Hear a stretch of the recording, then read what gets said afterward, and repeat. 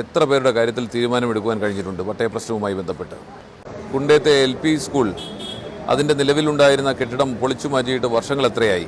ഉത്തരത്തിലിരുന്നത് കിട്ടിയതുമില്ല, കക്ഷത്തിലിരുന്നത് പോവുകയും ചെയ്തു എന്ന അവസ്ഥയായില്ലേ കുണ്ടേത്തെ LPSന്? എന്തുകൊണ്ടാണ് ഒരു താലൂക്ക് ആശുപത്രി ഉണ്ടാകാതിരിക്കുന്നത്? ഇതിന് താങ്കളല്ലാതെ മറ്റാരാണ് ഉത്തരവാദി?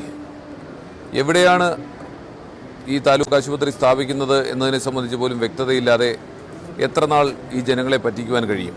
താങ്കളുടെ നേട്ടങ്ങളായി ചൂണ്ടിക്കാണിക്കുന്ന അമ്പനാർ തോടിന് കുറുകെയുള്ള പാലത്തിൻ്റെ നിർമ്മാണത്തിന് 12 ലക്ഷം രൂപ ചിലവാക്കി എന്നാണ് താങ്കൾ പറയുന്നത്.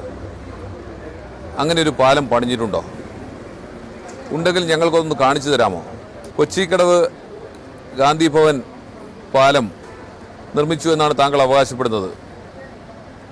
ഞങ്ങൾക്കാർക്കും അത് കാണാൻ കഴിയുന്നില്ല. ഒന്ന് ചൂണ്ടിക്കാണിച്ചു തരാമെങ്കിൽ നന്നായിരുന്നു. ആരെയാണ് താങ്കൾ ഇങ്ങനെ പറ്റിക്കുന്നത്, പറഞ്ഞു പറ്റിക്കുന്നത്?